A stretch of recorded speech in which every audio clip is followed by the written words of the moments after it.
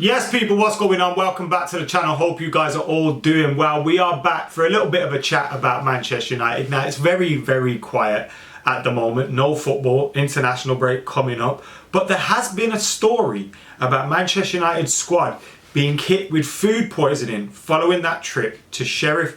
We're going to get stuck into that. And we're also going to have a little chat about the ownership at Manchester United as well. There's obviously been rumours about Jim Ratcliffe potentially joining, owning Manchester United and buying out the club from the Glazer family, which has gone a little bit quiet, apart from a rumour about a potential director of football that he'd want to bring with him if he did take control of the club. Now, obviously, these kind of things aren't quick buys. It's not like going to the shop and buying a bag of chips. You're going to have to make a deal which takes a while to happen. Maybe there's a consortium that needs to be built, all these different kind of things. But we'll look at what the latest reports are in regards to that as well. Now, make sure you're keeping it locked by hitting that subscribe button, liking, commenting, sharing, etc. and being a part of the channel every single time we release a video. I've got a video coming out tomorrow as well about a player that I think Manchester United should sign. So you need to hit that subscribe button so you get notifications on that one. Let's get stuck in though to this story and this chat. And Manchester United's players and staff were hit by a bout of suspected food poisoning after their Europa League trip to Moldova, with up to 12 affected and some stars forced to miss training over the weekend. So that's the story that we've heard now. We've known food poisoning stories in the Premier League. Remember when Spurs were going for top four and all that, and they were hit with a dodgy lasagna? Not quite the case for Manchester United. It won't affect any fixtures. Maybe we got lucky in that the Manchester United Leeds game wasn't on this weekend. Now, I've been gutted all weekend that the game wasn't on, but imagine it was on and we had to go into it with a number of players out because they had food poisoning. But then I also started thinking that maybe if there was a game, these players wouldn't have had food poisoning. Maybe it's just that I'm so sick today. It's coming out of both ends. I'm going to have the weekend off. It's a bank holiday Monday in England. Maybe they wanted to put their feet up and relax with their family ahead of the international break. I don't know. I'm just saying what I would have done if that was the case. But Manchester United's dressing room and the training and everything does seem to be going in a lot better direction this season. That wouldn't be the case. But obviously not ideal, given that in this period of time, the players that aren't away on international duty, and there's a fair few, we'll be able to work on things with Erik ten Hag on the training ground, getting players up to speed. The likes of Rashford, Sancho aren't going. So, there's some key players that will still be there with the first team squad training. The likes of Zidane Iqbal, there's a story about him potentially going away on international duty. He wants to stay and be a part of the team and of the training squad at Manchester United in order to build his chances of getting an opportunity under Erik ten Hag. And if that's what it's like in training at the moment, everybody wants to train as much as possible to impress the manager and get into that team. That's what we want to see, and it shows you that the club is moving in the right direction and the competition for places will be there. And I do think the likes of Lisandro Martinez, Casemiro, coming in, Raul Malacia, would have improved things on the training ground. Not only do you have that addition of Erik ten Hag and his tactics and the way he coaches and all that kind of thing being new and fresh to these players, but then you also have some personnel that are new and fresh and are snapping at heels. Malacia wants to keep Luke Shaw out of the team. Martinez is keeping the captain out of the team. You look at all these different things and the levels on the training ground would have gone up this summer. And that's great to see as well. Another little bit that I noticed talking about Lisandro Martinez, Christian Romero was asked who he thought the best defenders in the league were. And he said, today, the best defender for me is Virgil van Dijk, always.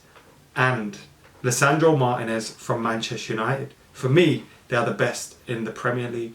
And he has definitely had an impact on the club in terms of his tenacity. And remember how he started out, everyone talking about his height, United losing games, this, that and the other. And I remember saying after those games, whilst he made one or two errors, I wasn't overly concerned because whenever he had the ball at his feet, he was a quality player. He got the ball out, he got the ball down, he was able to dribble through players at times, be able to pass the ball out.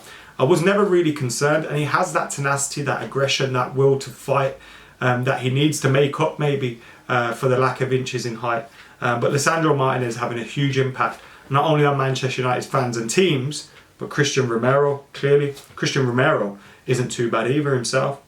Now, as I was saying about Sir Jim Ratcliffe, he wants to buy Manchester United, and this was reported by the BBC a month ago. Now, we've heard this a lot over the last few years, and it's never really felt real.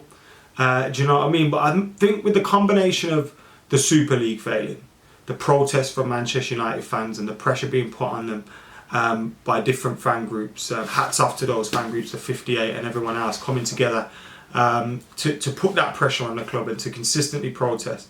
The combination of that plus Jim Ratcliffe certainly coming out and making it known that he's willing to buy the club. There was talk about him possibly buying Chelsea previously.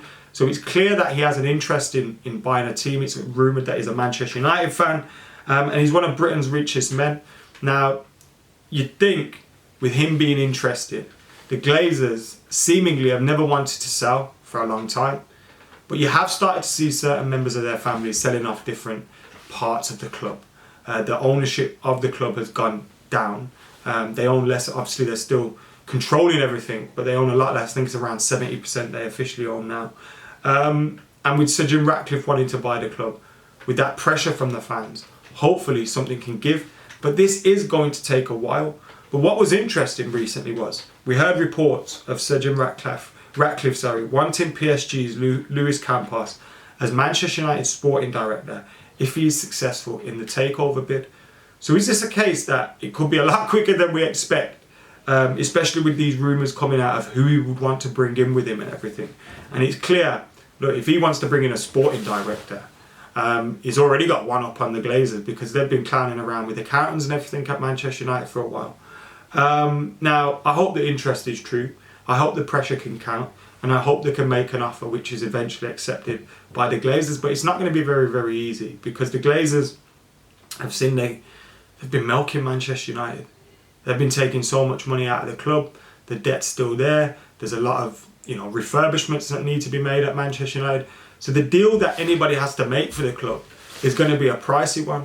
Now the Glazers, on the other hand, haven't put any money in. They've continuously taken money out, and if they can cash out for 2-3 billion, they're laughing all the way to the bank. But will they want to cash out yet, or do they think there's still more that they can milk from Manchester United?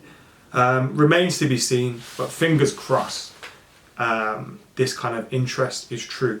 And when you look at the amount of people that came forward for Chelsea, it gives you a little bit more hope that actually there could be someone seriously interested in buying Manchester United. So fingers crossed it happens, but all we can do as fans is keep protesting, keep making our voices heard, and keep putting the pressure on them to hopefully make it as uncomfortable as possible so that when an offer does come forward, they're more inclined to take it. Although, when they're sat thousands of miles away, they've never listened to fans before, they've continuously made broken promises, it does make you think, is there anything that will get rid of them? But as I say, all we can do is keep plugging away, and hopefully it pays off. Let us know your thoughts in the comments below. Make sure you're liking, commenting, sharing and subscribing, keeping it locked to the channel. Until next time, I will be back very, very soon. And as I said, we've got that video coming up tomorrow as well, so make sure you're hitting that subscribe button. I'm out of here.